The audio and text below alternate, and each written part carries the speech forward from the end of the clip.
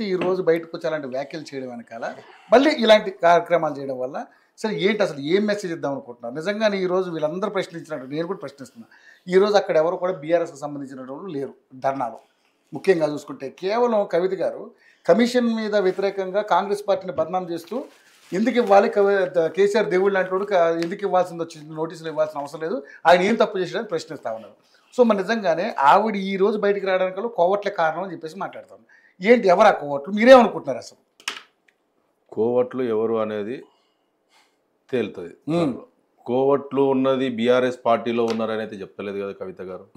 అక్కడ కోవట్లు దెయ్యాలు ఉన్నారన్నది కూడా ఆమె చెప్పింది.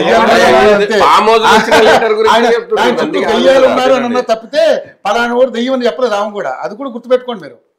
నన్ను మొత్తం చెప్పండి. చెప్పండి. ఇప్పుడు గతంలో పార్లమెంట్ ఎలక్షన్లు అయిపోయిన తర్వాత మా పార్టీకి ఓడిపోయినప్పుడు తెలంగాణ భవన్లో ప్రతి పార్లమెంట్ నియోజకవర్గం నుంచి ఎక్కడ ఓటమి జరిగిందనే దాని మీద అన్ని ముఖ్య కార్యకర్తలను నాయకులను పిలిచి సమీక్షా సమావేశాలు ఏర్పాటు చేసి మన ఎక్కడ లోపం జరిగింది, ఒకవేళ మీరు పెద్దల ముందు డైరెక్ట్ చెప్పలేకపోతే, ఒకవేళ కొంతమంది డైరెక్ట్ చెప్పారు, కొంతమంది చెప్పలేకపోతే లేఖల ద్వారా ఇవ్వచ్చు అని చెప్పి అది పార్టీ ఆదేశాల ప్రకారమే గతంలో జరిగింది ఇది సమీక్షా సమావేశాలలో. దానిలో భాగంగానే గతంలోనూ కూడా అనేక సార్లు పార్టీలో ప్రజలలో ఏ విధమైన చర్చ జరుగుతుంది అనే దాని మీద ఒక కార్యకర్తగా, ఒక కూతురుగా ప్రజలలో వచ్చినటువంటి మెసేజ్ను ఒక లెటర్ ద్వారా గతంలో కూడా అనేక సార్లు చెప్పింది. ఈసారి ఆ లెటర్ లీక్ అయింది, ఎక్కడ జరిగింది అనే దాని మీద అది మరి ఆమె ఒక ప్రచారం చేసింది, ఒక ప్రకటన ఇచ్చింది.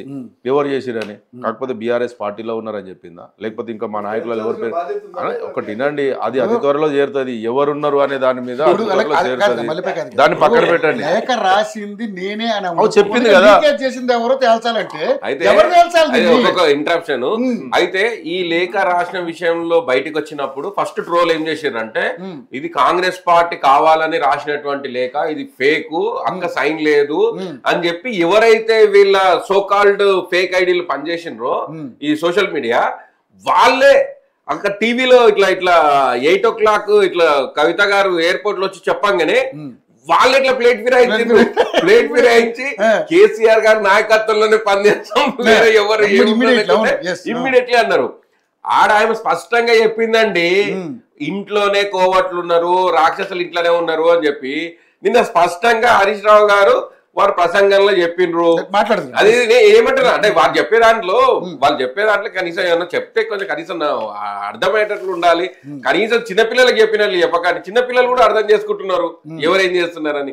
మీరు మరీ గతంలో సెంటిమెంట్ తోనే మనుషుల్ని మోసం చేసినట్లు ఇంకా మోసం చేద్దామని చెప్పే ప్రయత్నాలు సెంటిమెంట్ తోనే వాళ్ళు మళ్ళీ రాజకీయం చేద్దాం అనుకున్నారు. ఇప్పుడు ఎవరు టెక్నాలజీ ఏ టెక్నాలజీ అండి ఇప్పుడు చెప్పండి అయిపోయింది. ఇక ఇప్పుడు లేఖ రాసింది నేనే అని చెప్పేసి ఆమె బాజాప్తిగా ప్రకటించింది, మీడియా ముందు చెప్పింది. లేకపోతే కాంగ్రెస్ రాసింది, ఒకటి వినండి, కాంగ్రెస్ రాసింది లేకపోతే బీజేపీ రాసింది అని చెప్పి మేము అబాండాలు వేయలేదు కదా. ఎవరైతే ఒకవేళ తెలియనప్పుడు ఒకవేళ జరిగి ఉండొచ్చు, ఒకవేళ అది చెప్పి ధైర్యంగా నేనే అని చెప్పింది. గతంలో కూడా అనేక సార్లు ఒక నిమిషం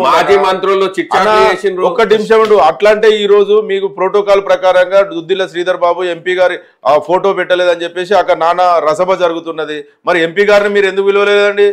మొన్న కాళేశ్వరం అది దానికి అరే నేను చెప్తున్నా కదా, ప్రతి పార్టీలో ఏదో చిన్న చిన్న లోపం అక్కడ ఉన్నటువంటి కమ్యూనికేషన్ గ్యాప్ వల్ల జరుగుతుండొచ్చు. దాని మీద మీరు ప్రతి పార్టీలో చిన్న చిన్న జరుగుతూనే ఉంటాయి వ్యతిరేకత. మీ గాంధీ భవన్ లో కూడా మీ పిసిసి ప్రెసిడెంట్ కు 2 పదవులు ఎందుకు అని చెప్పి మీ మహిళా అధ్యక్షురాలే ధర్నా చేసిందండి. మీరు దాని మీద మాట్లాడుతారు. సోనియా గాంధీ గారికి రాహుల్ గాంధీ గారికి ఈడీ నోటీసులు ఇస్తే తెలంగాణ రాష్ట్ర ప్రభుత్వంలో ఉన్నటువంటి కాంగ్రెస్ వాళ్ళు కూడా ధర్నాలు చేశారు కదండి. ఈ రోజు కేసీఆర్ గారికి నోటీసులు ఇస్తే ఎందుకు చేస్తారు, విచారణలో మీకు నిరూపిస్తారు కదా అని చెప్పి మీరు మాట్లాడుతారు. దయ్యాలు వేదాలు మాట్లాడినట్టు మీరు మీ సోనియా గాంధీ గారికి రాహుల్ గాంధీ గారికి నోటీస్ ఇచ్చినప్పుడు మీరు ప్రభుత్వంలో ఉండి కొంతమంది మంత్రులు కూడా ఎమ్మెల్యేలు కూడా ధర్నాలో ఎందుకు పాల్గొన్నారు? మీరు చేసేదానికేమో ఉద్యమ పార్టీలకి వెళ్ళి పనిచేసి వచ్చారు. మీరు కూడా ఉద్యమ పార్టీ అంటున్నారు. మీరు మీ ఉద్యమ పార్టీ, మీ ఉద్యమ నాయకురాలే మా నాయనకి ఇట్లా జరిగింది, మా అధినాయకునికి ఇట్లా జరిగింది అని చెప్పి ధర్నా చేసినప్పుడు మళ్ళీ మేము ఉద్యమ పార్టీ ఎవరైనా కట్టసీగా పోయి ఎవరైనా సంఘీభావం తెలిపిర్రా? తెలిపినప్పుడు మీరు సపరేట్ కూటమి పెట్టుకున్నట్లే కదా, మీరు ఎవరు కుంపటి వాళ్ళు రవి గారు ఒకటి ఈ రవి గారు ఇద్దరు చెప్తున్నా. ఇప్పుడు మా పార్టీలో జాగృతి అనే సంస్థ ద్వారా కవిత గారు ఆమె కేసీఆర్ కోసం ధర్నా చేసింది. తండ్రి కోసం అనుకోవచ్చు, పార్టీ అధినేత అని కూడా చేయొచ్చు. ఆమెకున్న ఫాలోవర్స్, ఆమె ఆధ్వర్యంలో కేసీఆర్ గారు బొమ్మతోటే కదండి ధర్నా చేసింది. మేమందరం కేసీఆర్ గారు మనుషులమే. కవిత గారు ఎందుకు లేదు? అందరం పోయినాం. ఒక్కటి వినండి, ఆ విధంగా నేను అదే చెప్తున్నా కదా. మరి ముఖ్యమంత్రి గారు కూడా ముఖ్యమంత్రి గారిని ఎవరు గుర్తిస్తలేరు అని చెప్పేసి వాళ్ళ మంత్రులే అంటారు కదా. ఆయన పేరు కూడా ఆయనే మర్చిపోతున్నాడు కదా. నేను ముఖ్యమంత్రి అని చెప్తలేకపోయాడు కదా. ఉత్తమ్ కుమార్ రెడ్డి ముఖ్యమంత్రి అని చెప్తున్నాడు కదా. అదే పొంగులేటి శ్రీనివాసరెడ్డి ముఖ్యమంత్రి అని ఒక ఆయన అంటాడు, శ్రీధర్ బాబు ముఖ్యమంత్రి అని ఒక ఆయన అంటాడు. అరే మీకు ముఖ్యమంత్రికి మీకే సోయలేనప్పుడు మీరు మా నాయకునికి కోసం ఒక నోటీస్ ఇస్తే ధర్నా చేస్తే మీకు అంత బాధ ఎందుకు కలుగుతుంది? మీ జాతీయ నాయకులకు నోటీస్ ఇస్తే మాత్రం మీరు ధర్నా చేయొచ్చు, అది మీరు చేస్తే మాత్రం బాగుంటది. ఇంకో విషయం ఏమో ఫైనల్ చెప్తా, బీజేపీ బీఆర్ఎస్ ఒక్కటే అని చెప్తారు. ఒకవేళ బీఆర్ఎస్ బీజేపీ ఒక్కటే అయితే మరి కవిత గారు జైలుకి ఎందుకు పోయింది? ఈ రోజు కేటీఆర్ గారు గతంలో ఆయనకి ఎందుకు నోటీసులు ఇచ్చారు? ఆయన ఎందుకు విచారణకు పోయిండు? కేసీఆర్ గారికి ఎందుకు నోటీసులు ఇచ్చారు? మేము ఒకవేళ అనుకూలంగా ఉంటే మాకెందుకు నోటీసులు వస్తాయి? మీరు కాంగ్రెస్ పార్టీ ముఖ్యమంత్రి గారు మోడీ గారి డైరెక్షన్ లో పనిచేస్తున్నాడు కాబట్టి, రాష్ట్రంలో ఉన్న కాంగ్రెస్ పార్టీ మోడీ గారి డైరెక్షన్ లో నడుస్తుంది కాబట్టి, ఈ రోజు ముఖ్యమంత్రి రేవంత్ రెడ్డి గారి మీద గతంలో అనేక ఆరోపణలు ఉన్నా కూడా ఇప్పటి వరకు కూడా మీ కేంద్ర ప్రభుత్వం నుంచి ఎలాంటి ఆయన మీద చర్య తీసుకుంది లేదు కదా. పొంగులేటి శ్రీనివాసరెడ్డి ఇంటి మీద రైడ్స్ ఈడీ దాడులు చేసి డబ్బు కట్టలతోటి 2 రోజులు మిషన్లతోటి లెక్క పెట్టిన ఆస్తులు ఎక్కడ పోయినా దాని మీద ఒక్క స్టేట్మెంట్ కూడా రాలేదు కదా. మరి బీజేపీ పార్టీ ఎక్కడైనా ప్రశ్నించిందా? మరి కాంగ్రెస్ వాళ్ళు ఎవరు కాపాడుతున్నారు? ముఖ్యమంత్రి గారిని ఎవరు కాపాడుతున్నారు?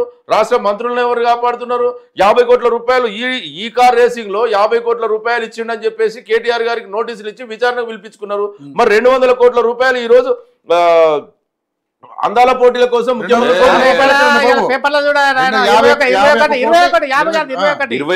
కూడా 10 కోట్ల స్పాన్సర్షిప్ ఉన్నాయి. ఇంకా ఆ 21లో కూడా వీళ్ళు క్లెయిమ్ చేసి ఒక ఫేక్ పత్రికల్లో ₹1,00,000 భోజనం అని రాసిన దానికి కూడా 8,000 రూపాయలు మాత్రమే ఒక ప్లేట్ భోజనానికి వాళ్ళు కేటాయించింది అనేది కూడా చాలా స్పష్టంగా చెప్పింది. ఇప్పుడు ముఖ్యమంత్రి గారే స్వయంగా మంత్రులే ప్రకటించారు. అమౌంట్ ఎన్ని కోట్లు ప్రకటించారో మరి మీరే చెప్పండి. పత్రికలలో వచ్చింది గతంలో 200 కోట్ల రూపాయలు తినండి. సరే ఎన్ని కోట్లైనా సరే ఈ రాష్ట్రానికి ఎంత ఆదాయం వచ్చింది?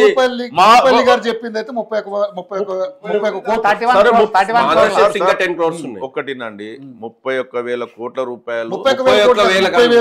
సరే 30 కోట్ల రూపాయలు ప్రకటించింది అంటారు కదా. 30 కోట్ల రూపాయలు ప్రభుత్వం ఖర్చు పెడితే ఈ రాష్ట్రానికి ఎన్ని కోట్ల రూపాయలు ఆదాయం వచ్చింది? గతంలో మా పార్టీ మా ప్రభుత్వం ఖర్చు పెట్టినప్పుడు ఈ రాష్ట్రానికి 700 కోట్ల రూపాయలు అడుగుతున్నాం. అందుకే 7 చూసుకోండి ప్రభుత్వంలో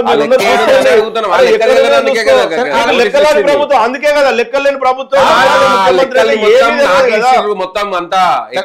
అరే మీ ముఖ్యమంత్రి గారికి ఆయన పదవులు ఉన్నదే మరి సోయి లేదు. ఇక ఈ లెక్కలేనికి వెళ్ళి దొరుకుతాయండి. మీరు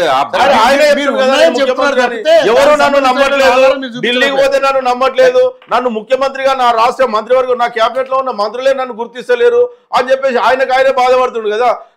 బీఆర్ఎస్ పార్టీలు విమర్శిస్తే ఎవరు ఆయన మీద వ్యతిరేకం చేసలేరు, నేనే వివరణ ఇచ్చుకోవాల్సి వస్తుంది అని చెప్పేసి ఢిల్లీ పోతే నన్ను చెప్పుల దుమ్ముక లెక్క చూస్తున్నారు అని చెప్పేసి ముఖ్యమంత్రి గారే చెప్పిండు కదండి. ఇప్పుడు ఎంతసేపు చెప్పినా మా మీద చేసే బురద జల్లుడు కంటే ఫస్ట్ మీ గురించి మీరు ఆలోచన చేసుకోండి, ప్రజలకు ఇచ్చిన హామీలు నిలబెట్టుకోండి, ప్రజల కోసం మీరు పనిచేయండి. కానీ ఎంతసేపు కేసీఆర్ ఆ మాటలు మాట్లాడకండి. ఫైనల్ గా నిజంగా కోర్టుని బయట పెట్టే అవకాశం ఉందా లేదా? ఎప్పటికైనా బయటపడతారా? అది ఒక్కడే చెప్పారు. అది ఎప్పుడు చాలు ఏం వద్దురా.